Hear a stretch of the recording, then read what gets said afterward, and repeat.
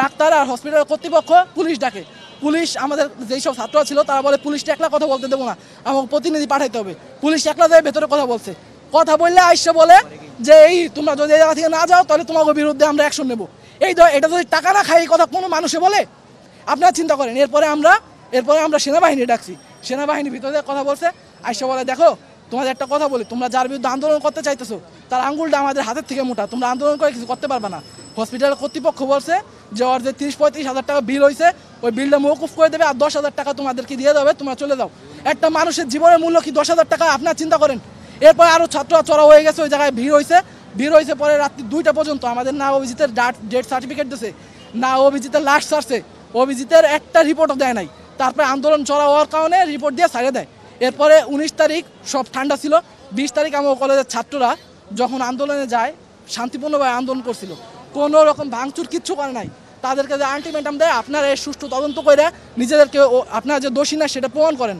কিন্তু তারা কি করলো, যখন আমরা আন্দোলন ভঙ্গ করে সবাই চলে যাইতেছে, মাত্র 20-25 জন ডিএমআরসি আছে, তখন কিছু ভাড়া করা গুন্ডা ছাত্র নামক কিছু কুলাঙ্গা যারা ওই জায়গায় সোহরাওয়ার্দী কলেজের ছাত্র, তারা এসে আমাকে ছাত্রের উপর আক্রমণ করে সব ছাত্র অস্ত্র সহ ছিল, লোহা আমাদের কাছে প্রত্যেকটা প্রমাণ আছে, আপনাদের দিয়ে দেবো। লোহার লাঠি ছিল, লোহার রড ছিল, প্রত্যেকটা দিয়ে ছাত্রকে আক্রমণ করা হয়েছে।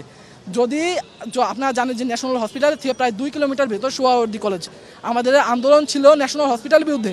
ওদের যদি টাকা না খাওয়ায় আর এই আন্দোলন ধামাচাপা দেওয়ার চেষ্টা না করে, কিসের জন্য ওরা এসে আমাদের আক্রমণ করলো? এরপরে আমরা কিছু বলি নাই। তারপরের দিন 21 তারিখ আমাদের সমস্ত ছাত্র মিললে আমরা আন্দোলনের উদ্দেশ্যে আবার গেছি ন্যাশনাল হসপিটালের বিরুদ্ধে। যে আন্দোলন শুরু করছি তখন পুলিশের লাইন লাগাই দিয়েছে। বসুন্ধরা টিস্যুতে ছাড়ের ছড়াছড়ি। বসুন্ধরা টিস্যু নিয়ে এলো নিশ্চিত ছাড়। 200-300 পুলিশ ছিল, পুলিশ আমাকে আন্দোলনই করতে দেয় নাই। সে পুলিশের প্রোটোকলে থাকে ওই সোহরাওয়ার্দী কলেজের ওই টোকাইগুলা পুলিশের প্রোটোকলে থাকে আমাদের ছাত্র আক্রমণ করছে।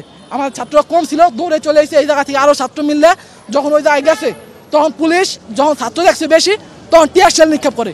জুলাই আন্দোলনের পরে এই যে পুলিশ আবার টিয়ার শেল নিক্ষেপ করলো। আমরা ভাঙচুর করছিলাম, কোনো আন্দোলন আমরা শান্তিপূর্ণ আন্দোলন করছিলাম, কিসের জন্য টিয়ার শেল নিক্ষেপ করলো? যদি টাকা না খায়।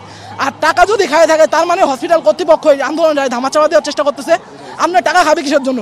আর যখন ছত্রভঙ্গ হয়ে যায় তখন আবার এই সোহরাওয়ার্দী কলেজের পোলাপানরা আমাকে ছাত্র আক্রমণ করে। 100-150 বেশি ডিএমআরসিয়ান ছাত্র মাথা ফাটছে, পাও ভাঙছে, গুরুতরভাবে জখম হয়েছে। এরপরে 22-23 তারিখ এই 2টা দিন ছিল, শুক্রবার শনিবার।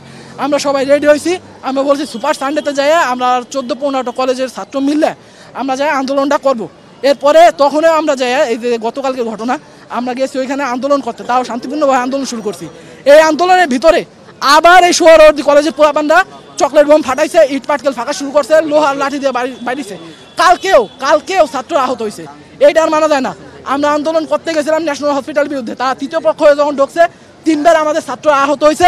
এরপরে আমরা গেছি আক্রমণ করতে, আমরা গেছি ওই সোহরাওয়ার্দী কলেজে, তখন যে সব ছাত্ররা ভাঙচুর করছে। এখন মূল বিষয়টা হয়ে যাইতেছে যে একটা সূক্ষ্ম পলিটিক্যাল চাল দিয়ে কলেজে দাঙ্গা লাগাই দিচ্ছে। আর মূল যে অভিজিতের এই ন্যাশনাল হসপিটালের বিরুদ্ধে আমাকে আন্দোলন, অভিজিৎকে যে হত্যা করা হয়েছে, আমরা এটা ভুল চিকিৎসা বলবো না, বলবো এটা হত্যা করছে। এই হত্যা যে করা হয়েছে এটার বিরুদ্ধে যে আন্দোলনটা করতেছি সেই আন্দোলনটায় পুরোপুরি ধামাচাপা দেওয়ার চেষ্টা করতেছে। আর আজকে ছাত্র এসে আবার আক্রমণ করছে। সব নিউজ, সব মিডিয়াগুলোতে এই বিষয়টারে হাইলাইট করে দেখানো হইতেছে। মূলত আমরা ভুলে যাইতেছি যে এই হসপিটালটা কত বড় ডাকাইত। আচ্ছা, ডেঙ্গু ট্রিটমেন্টের জন্য 30-40 হাজার টাকা ওষুধ লাগে কোন জায়গায়? আপনি বলেন 2 দিনে 30-40 হাজার টাকার ওষুধ লাগে কোন জায়গায়? আমাদের কাছে রিপোর্ট আছে, রিসিট আছে। অভিজিতের 17 তারিখের ALT/SGPTর মাত্রা ছিল 141 ইউনিট পার লিটার, আমাদের কাছে রিপোর্ট আছে। এটা স্বাভাবিক থাকার কথা 50-এর নিচে, একটু বেশি ছিল। তাহলে তারা চেষ্টা হবে এটা কমানোর। একজন লিভার সিরোসিস রোগী থাকে 200 থেকে 250-এর উপরে কোনোদিন যায় না। তারা এমন কি ট্রিটমেন্ট করলো যে 1692 ইউনিট পার লিটার হয়ে গেল লিভার সিরোসিসের মাত্রা, এই 16 ইউনিট পার লিটার হয়ে গেল ALT/SGPTর মাত্রা। শুধু এইটাই না, প্রায় 33.85 গুণ বেশি।